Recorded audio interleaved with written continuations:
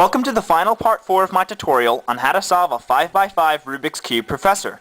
Since you have now paired up as many edges as possible without any algorithms, we must now determine whether or not we have a parity error.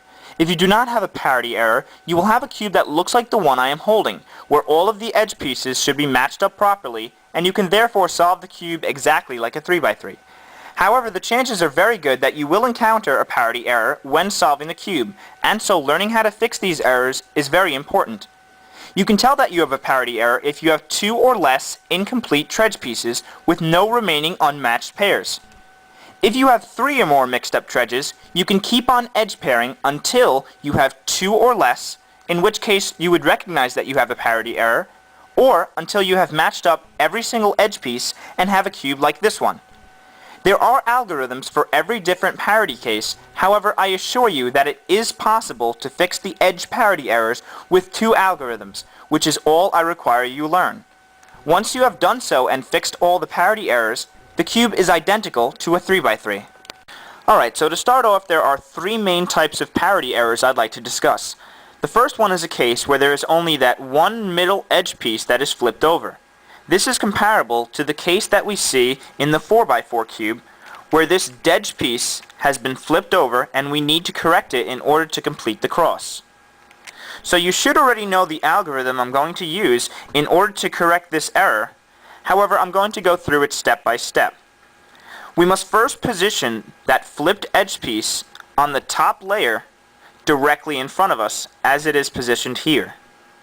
The move we are then going to use is both right faces 180 degrees, the back face 180 degrees, the up face 180 degrees, both left faces clockwise, the up face 180 degrees, both right faces counterclockwise, the up face 180 degrees, both right faces clockwise, the up face 180 degrees, the front face 180 degrees, both right faces clockwise, the front face 180 degrees, both left faces counterclockwise, the back face 180 degrees, and both right faces 180 degrees. And as you'll see, that parity error, which we had that piece flipped, is now corrected. So now all of the treads are complete and we can solve this cube exactly like a 3x3. So now let's go over the next type of parity error you will see. Another common parity error you'll see is one where you have 2 outer edge pieces which have switched places.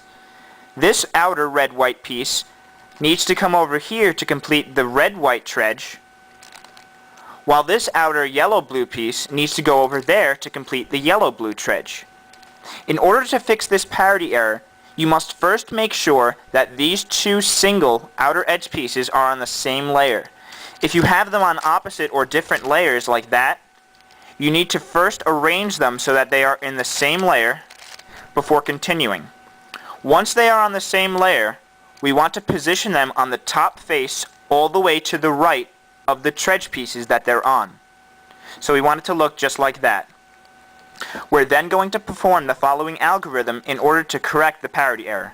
So we want to turn both left faces counterclockwise, the up face 180 degrees, both left faces counterclockwise, the up face 180 degrees, the front face 180 degrees, both left faces counterclockwise, the front face 180 degrees, both right faces clockwise, the top face 180 degrees, both right faces counterclockwise, the up face 180 degrees, and both left faces 180 degrees.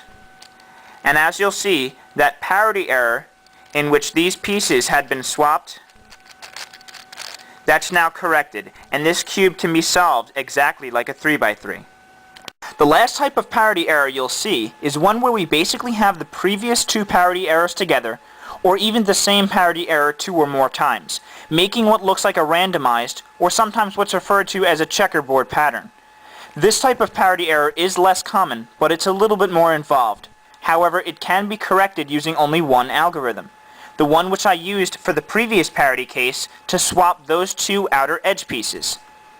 So we don't have to use that really long algorithm which I used in the first case to flip that one middle edge piece over. However, you can use it if you want to. The parity case I have on the left here is a little easier since it already has one edge pair, while the parity case on the right here is a little trickier since it has no edge pieces lined up at all. What we always want to do is to get the edge pieces so that they are paired up with one another. By pairing the edge pieces, we will eventually arrange them so that they look like the previous parity error. Since the parity error on the left is a little easier, I'm going to go over that one first. Okay, so as you'll see, we already have an edge pair here for the red-blue, so we want to try to get an edge pair for the yellow-blue. To do that, we need to match these two pieces, but we can't do that when they have the same orientation. To switch the orientation, I'm going to bring this piece down, put that piece over there, and then bring this piece back up. Now that they have opposite orientation, we can match them up. To match them up, I'm going to switch these two outer edge pieces by using the algorithm we used in the previous parity case. So we need to put these outer edge pieces on the top face all the way to the right. Now we can perform the following algorithm. Both left faces counterclockwise, the up face 180 degrees, both left faces counterclockwise, the up face again 180 degrees, the front face 180 degrees, both left faces counterclockwise, the front face 180 degrees, both right faces clockwise, the up face 180 degrees, both right faces counterclockwise, the up face 180 degrees, and both left faces 180 degrees. So as you'll see, we now have two edge pairs which are already matched. So now what we do is this is the exact same thing that we had the previous parity case. So all we have to do is align them so that both of these single outer edge pieces are in the same layer. And then we perform the algorithm again by holding them on the right here. So it's both left faces counterclockwise, up face 180 degrees, both left faces counterclockwise, up face 180 degrees, the front face 180 degrees, both left faces counterclockwise, the front face 180 degrees, both right faces clockwise, the up face 180 degrees, both right faces counterclockwise, the up face 180 degrees, and both left faces 180 degrees. And as you'll see, that parity error that we had there is now corrected. Alright, this last parity case where there are no matched up edge pieces is very similar to the other parity case, but you must perform the algorithm 3 times instead of 2. I will quickly show you how to correct it. However, if you can fix the previous case, you can pretty much fix any parity error you will see. What we want to do is make sure that these two pieces have opposite orientations so that we can match them, and then we're going to perform the algorithm.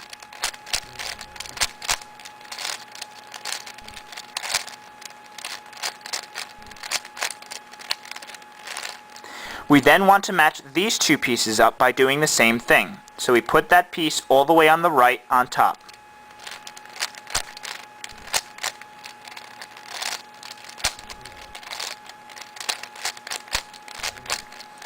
Then all we have to do is do the move one more time by placing these two outer pieces on the same layer. Then we can perform the algorithm.